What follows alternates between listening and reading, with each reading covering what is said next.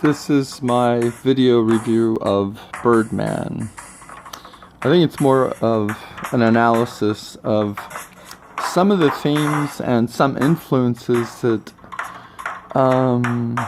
most of the critics have not touched upon. In fact, I don't think one of the biggest influences, I don't think there's one critic who actually has touched upon it, so I felt kind of compelled to do this. So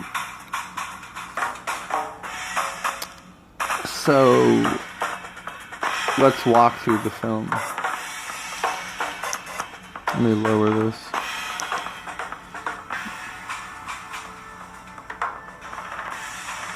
Well, the secret to the film, I believe, the hidden play within the film is not Carver's play. It's actually James Joyce's novel. It's not a play, but the novel. This is the secret.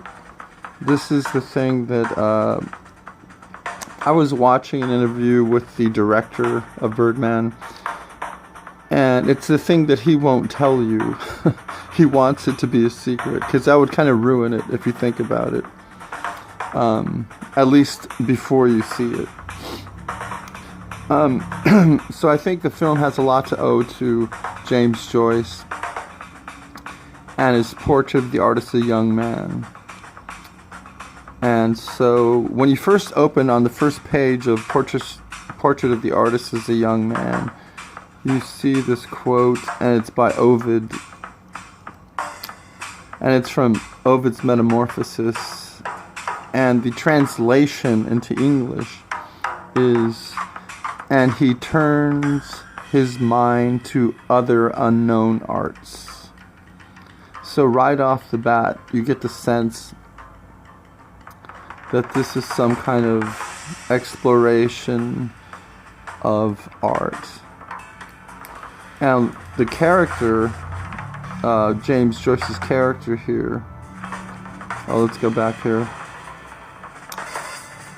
He's actually in the novel, so it's kind of, I think it was written in 1906, and so Joyce puts himself into the novel as the character Stephen Dedalus, and this is last name refers to the Metamorphosis, which was the story of Icarus and Daedalus, the myth of Icarus and Daedalus. So that's a very interesting thing, that especially for 1906, for a writer to inject himself into the work. So it's autobiographical or semi-autobiographical with fictional elements. And I think there's something similar going on with the film. Okay, so as we open with the film, the credits. We have the credits, so it's the same kind of thing. It's a different quote, but it starts in a similar fashion. And this is from a short story by Carver. And it's just this idea of being beloved. And this is what is going to be used as the play in the movie, in the film.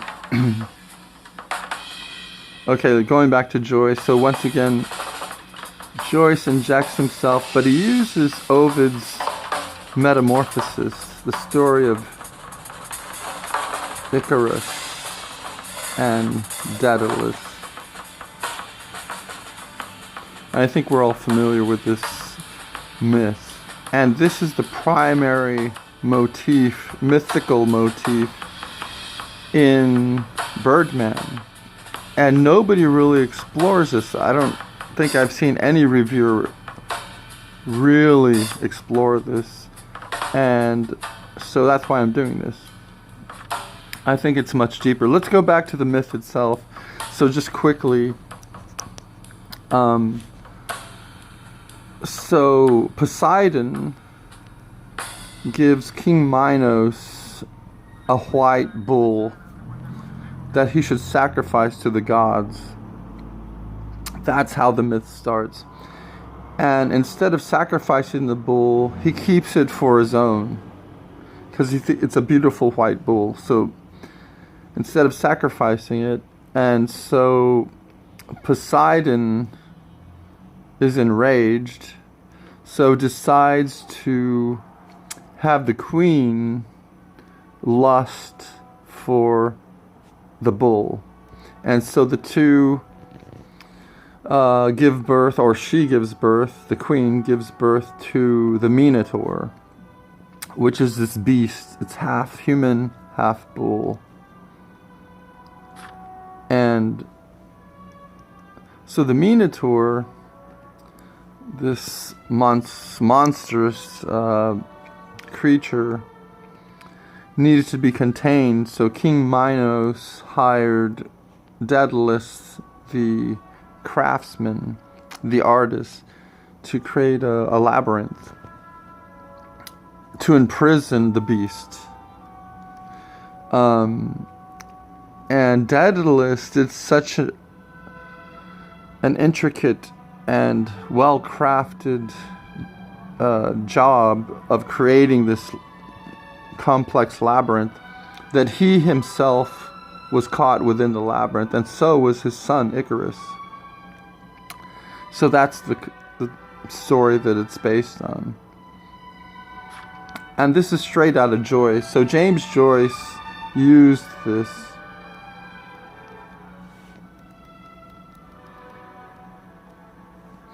So I'm kind of amazed that nobody, not one reviewer that I know of, has named this author.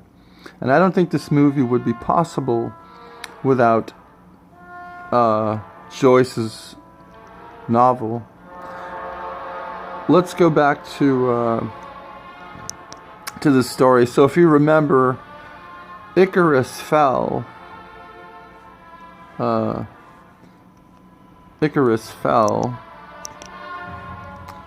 And Daedalus lived. And the reason Icarus fell is because he flew too high towards the sun, and his father told him he should beware not to fly too high, or the wax would melt. And so he fell into and drowned. And so they both flew, but Icarus fell in the water to his death, and Daedalus made it safely to the mainland of Europe. And the parallel here with Joyce is that this mimics Joyce's life in the book and in his life, actually. He goes from Dublin to the mainland of Europe. So it's interesting how there's a real element of narrative within the fiction in Joyce's work. Okay, so we finally get to the film. So we have Birdman, who is this kind of a younger version of the director Regan, and it's when he was famous, younger, and popular. And here we have the middle-aged Regan, who's trying to make this play, and there are many conflicts within this character, because he wants to create something real, something artistic for once in his life, not the pop Hollywood stuff, but a play. So there's a dichotomy between the theater and Hollywood. That's one element. But the overarching thing is art. What is real art? What's proper art? So Alejandro, the director, just as Joyce put himself into his novel, he puts himself as the director. I'm almost certain of this, that he, in some way, is really can identify with Riggins. And he also brings the myth along with it.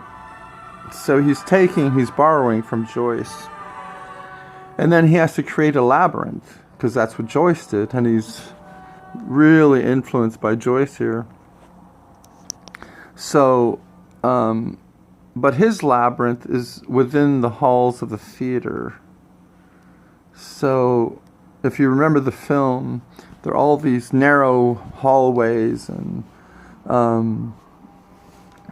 it's almost claustrophobic sometimes going through these hallways, and there are lots of mirrors. So he uses a visual language, because film is primarily visual, but he takes the Joycean poetry and makes it images from it. So the structure and themes and ambiguity and myth, metaphor, and the meter, use of time. It's reminiscent of Finnegan's Wake as well, another work by Joyce, and also Ulysses. Okay, so now we have the two directors, which is kind of a mirror image. I think they might have taken this knowingly. In other words, as a hint. Even though it's a publicity photo.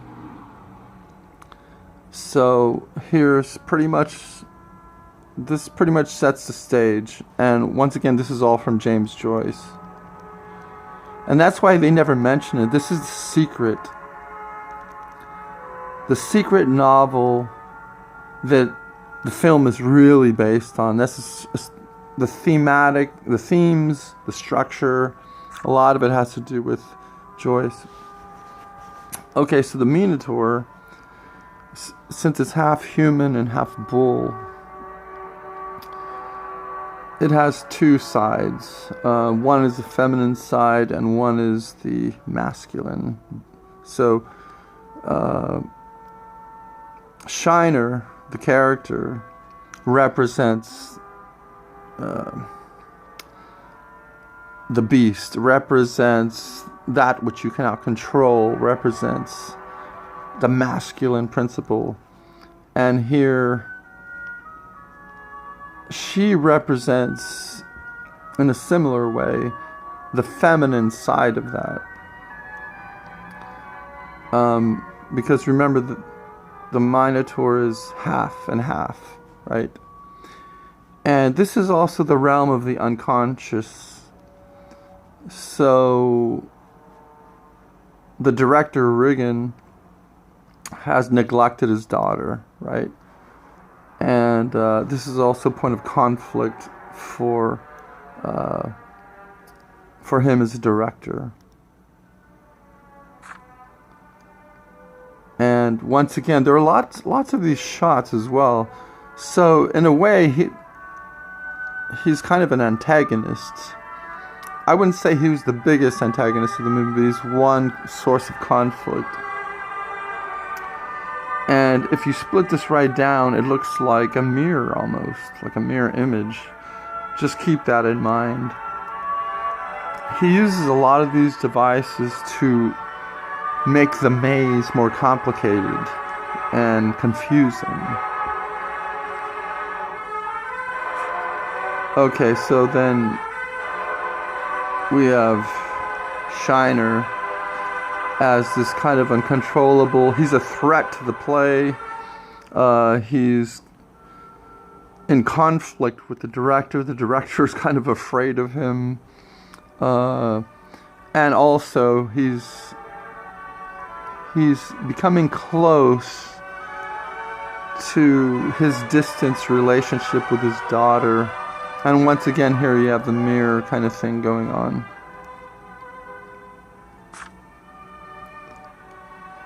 Now, some of these things are just straight out of the novel, pretty much. So 2/3 of the way through the novel, Joyce, or Stephen Dedalus, his pseudonym, is concerned with objects. And so the scene with the New York Times critic, and this really represents what Joyce is talking about 2/3 of the way through his novel, which is an object. And he's talking about art, really. It's his theory of art, Joyce. And they're playing it out in the film, basically. They're following it almost letter by letter. Now this quote over here, once again, a thing is a thing, but not what is said of that thing. So you have an object, you have some type of thing, and you can call it, in fact, the previous slide over here, she labels things, she's a critic, right? But this also a metaphor for existence. What is this thing? What is it to exist? This is also part of what the film is exploring. So that subject-object relationship, and sometimes this is art. Like, how do we perceive this thing? And it's also, but when you're looking at it, when the subject is perceiving an object, there can be, because it is there, you realize you are there, that you exist. So there are a lot of different, there's some double entendres. And you're also like the whatness, like what actually is that?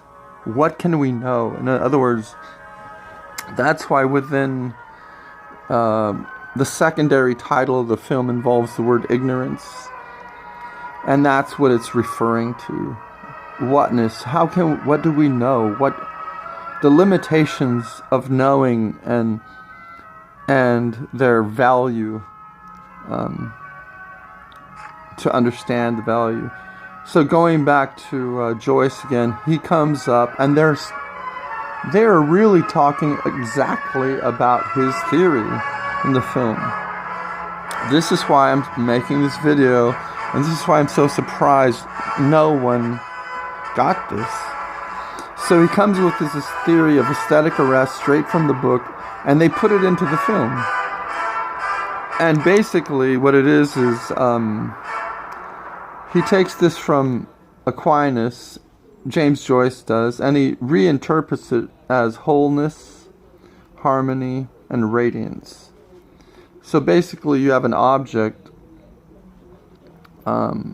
He translates the Latin into wholeness, harmony, and radiance. So you have a whole thing, an artistic thing. And then you have elements within it. So, consonantia, integritas is the harmony, from part to part to part to part. And if you have a fortunate harmonic rhythm, you have what's called radiance. And that's aesthetic arrest, that which arrests the mind. So you are beholding the object.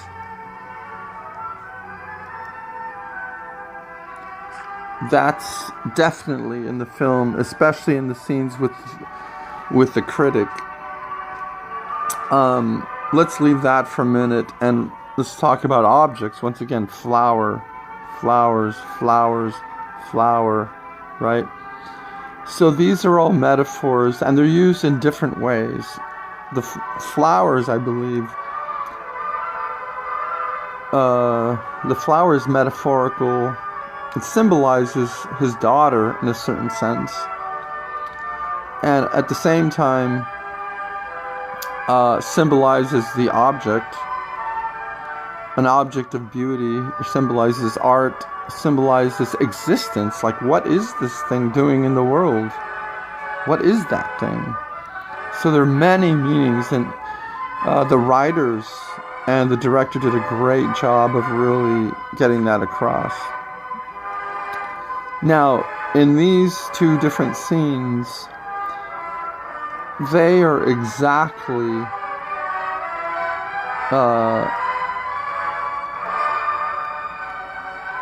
taking his idea of aesthetic arrest. They're literally pulling words out from the novel. In this scene, she talks about pornography,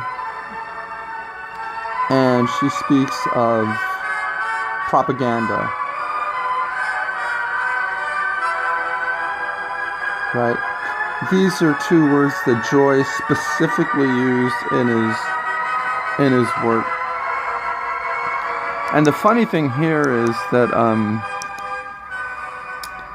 in this scene, if you remember, he's telling this critic that you can't see that. You can't see this thing. You don't know what it is because you're just a mental label. You're putting mental labels on everything. It's a label. It's a label. And if you actually watch the scene, she never looks at the flower at all. Now, the interesting thing is, he's pointing at the flower, but he can't really see it either. Because he's in his head. He's arguing with her. He can't really see the beauty of it. Because he's in conflict at the moment. Even though theoretically he understands this, right? He understands what he's trying to speak about, but he himself cannot see it. So this leads back to Joyce. What is proper art? What is improper art? Well, this is his definition. Proper art is static. Improper art is kinetic. So we have stasis and we have action. So here we would have aesthetic arrest, that which arrests the mind to behold beauty, right, in the art object. Kinetic is when you have an object and it moves you away from it or toward it. So desire or loathing or fear. So this is what's called pornographic, or there are two types of pornographic art. There's didactic, so you have like a social commentary, like propaganda, which is the word she uses, and pornography, which is this desire, loathing idea. So the other interesting thing is when, so Joyce, once again, he injects himself. So this idea of reality, and it really is James Joyce's reality, but he's also Stephen Dedalus, and this is in the art realm. They're both him, but one is real and one is poetic, so to speak. And this is what happens in the film. We have the reality of Alejandro, I can't pronounce his last name, sorry, and the art. But he injects himself in as Riggins, and so that's something interesting, and he's following the Joycing model once again.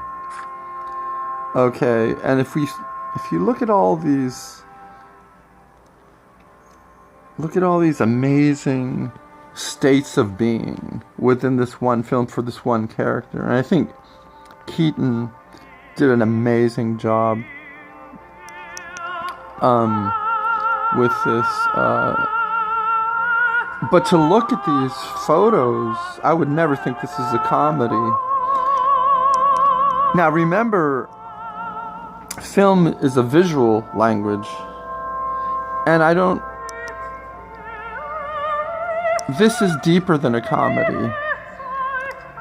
The comedic moments serve as turns from positive to negative or negative to positive, and they're at the surface, and they're important. The humor is important, but it's not the depth. There are layers upon layers upon layers. This is much deeper. It's much more serious than one might think. So here's just a little drawing of so the real director of Birdman, he's making the film,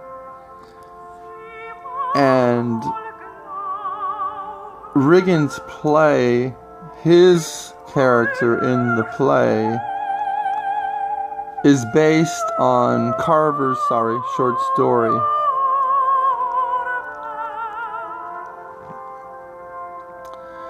But the secret that the director or actors won't tell you, or writers, for sure the writers know, and the director, is that this is the true essence of the film, not this.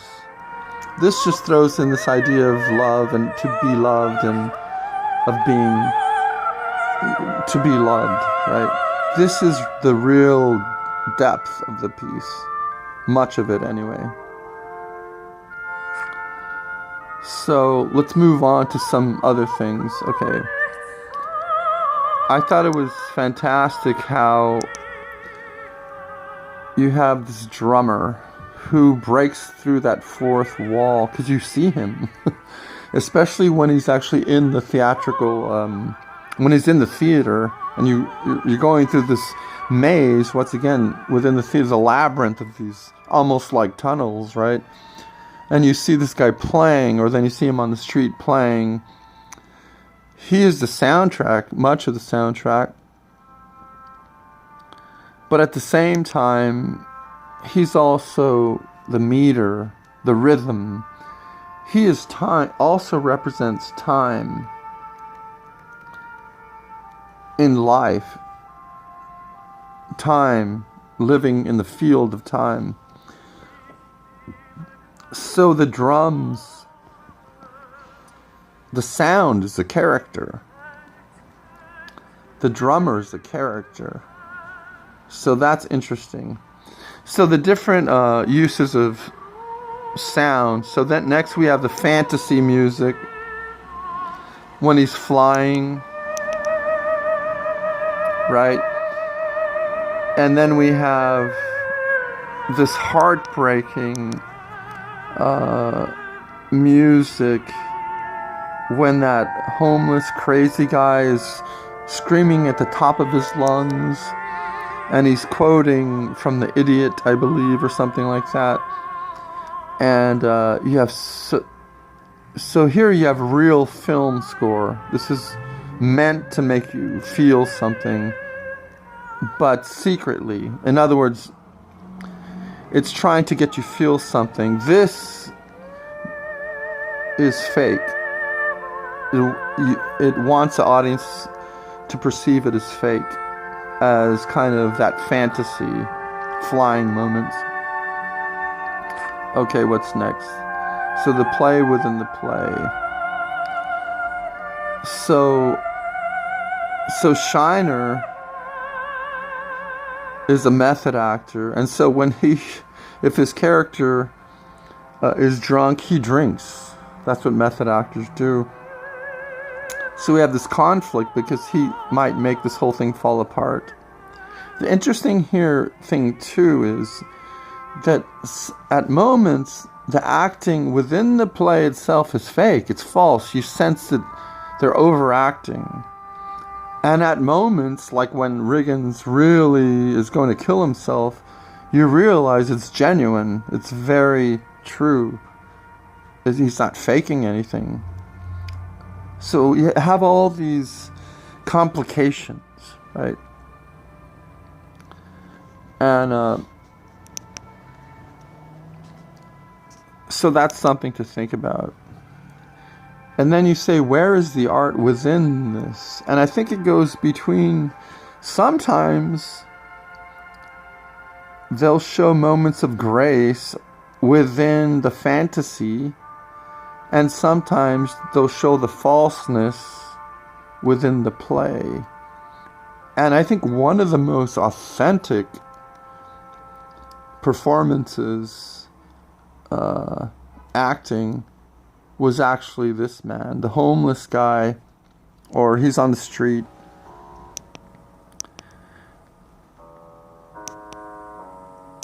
And this is exactly when that comes up. Do you hear this music?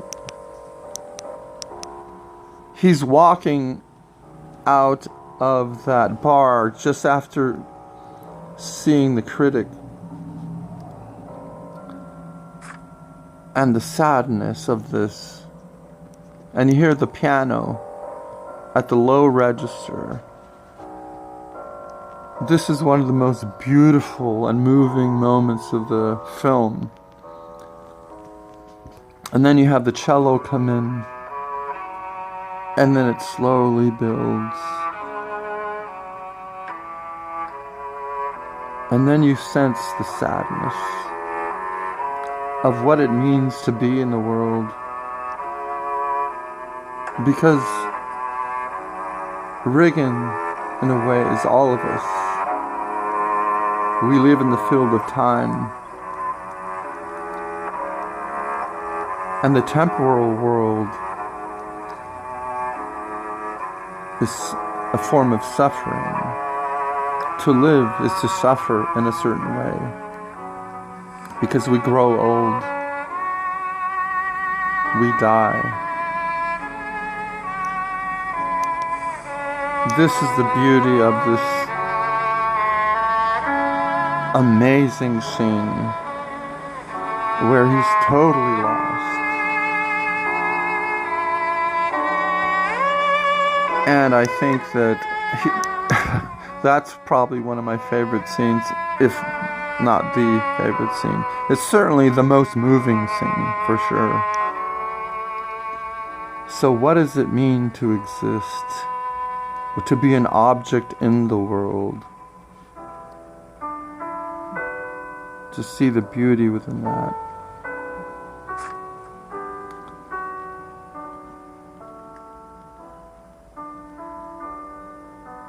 And so next we have the use of mirror image system. This is also key.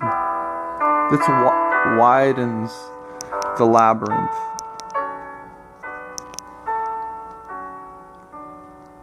So all these mirrors, it's confusing who's who. This happens all over the place. Sometimes it's a triad, like here. Sometimes it's a dyad, many times it's this dyad, but where's the real person?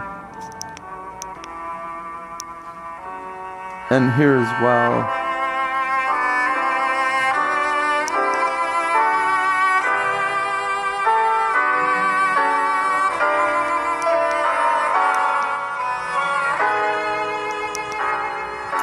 So, going on, this is one of his biggest conflicting characters or antagonists. But she's also in a certain way an antagonist. And here you have another one. And even Icarus, at moments, is an antagonist to Riggins. She wants to kill his play.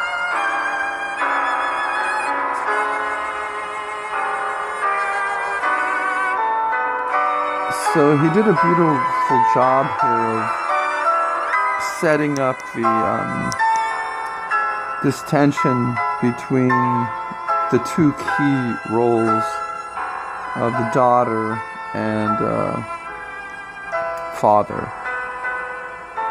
And in some ways they're alike. She's suicidal. She doesn't feel like anything is real. And at some point, he has the same tendency. Another mirror image in a certain way.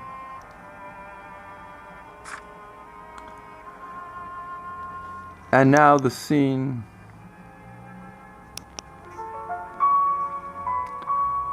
where he's not actually acting. In fact, here he's laughing. I mean, he's crying, but he's really feeling it, you can tell. And he doesn't actually punch Shiner. Every time before, he's supposed to punch Shiner, but he never does. And he even points the gun at the audience and it goes poof. He'd never done that before. He's seeing through the facade of this falseness, and yet he's shining a truth through it. So you have this juxtaposition of a false facade, but a truth of being his true self, so to speak. In other rehearsals and performances, he was fake, but the very last time, he's the most real he's ever been. Now, he ends up trying to commit suicide. Or maybe he's just wanting to use a real gun and shoot it across so that it feels real. At any rate, he shoots his nose off. And then for the first time, you have reconciliation. You have love.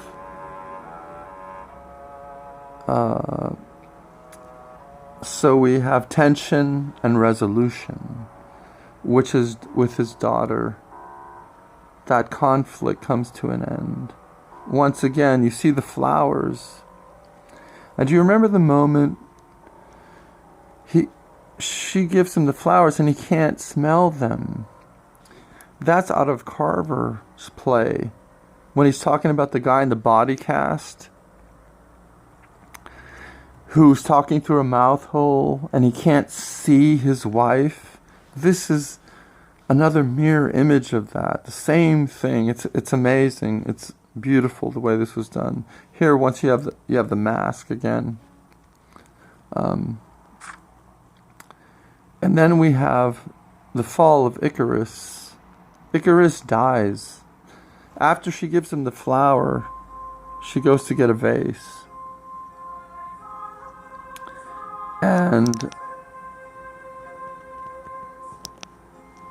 Icarus is sitting on a toilet. And that's the lowest of the low. He's a bird. And this is the first time he's silent. So this is Icarus falling. That's his death. Icarus is no longer. And this is what happens in Ovid's Metamorphosis. Icarus dies because he flew too high. And he falls to his death. Who survives?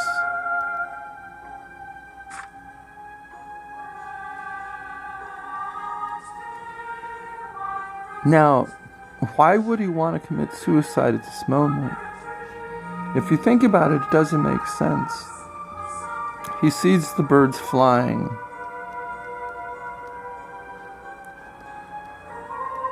And he, metaphorically, I believe this is a metaphor, he didn't really jump out. He's still in the bed. I mean, in the reality of the film, I think he's still in the bed, and his daughter comes in and brings him the vase, whatever.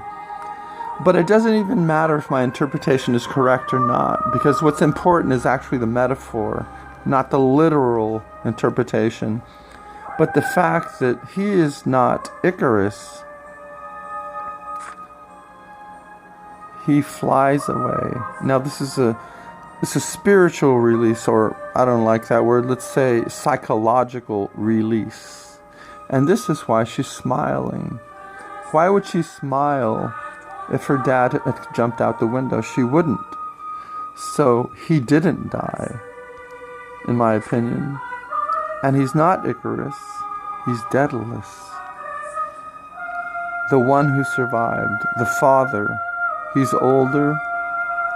He's wiser than the young Icarus who fell.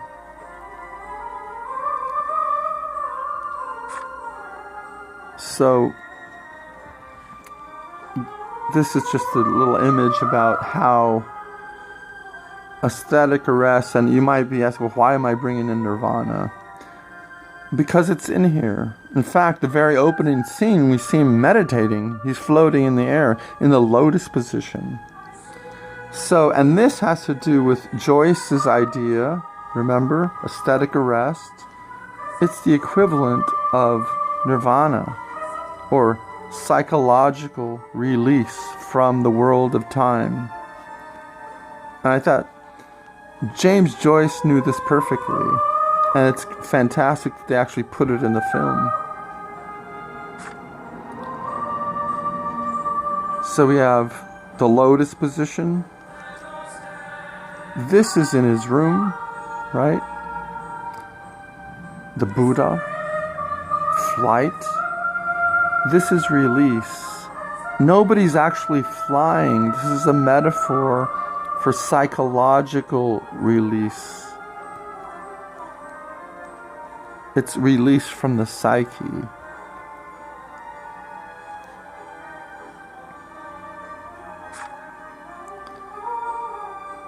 And in another sense, we are all this character. This is another Joycean idea, the archetype, the human archetype. Every one of us is this character.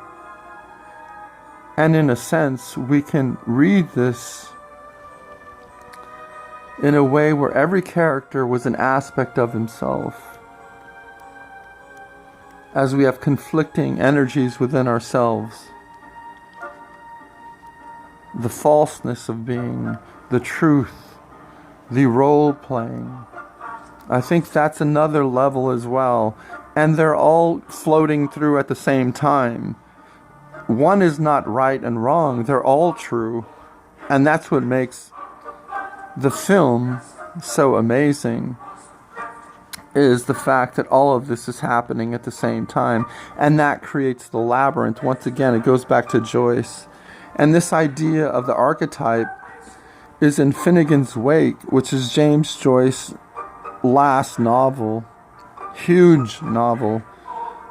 And the idea is that of archetypal man, archetypal woman, what it means that we are all really one. And anyway, that's my interpretation. And I really love this. This is so cool. And the thing, especially the way that Joyce put himself in the novel and the director put himself in the film as this character, I would have loved it if they went through the fifth wall, so to speak. If he had gone to watch his own film, but let's say this is an actor. Let's say this was an unknown, let's say that Alejandro was an unknown person, so he was actually an actor. See, that's exciting as well. I think that would have been amazing. I don't know if it would have worked. But then a play would have come out of the film, just at the very climax, at the very end. Not having to be very long. It didn't happen, but I would have been interested in seeing something like that. Anyway, that's it, and I hope you liked it.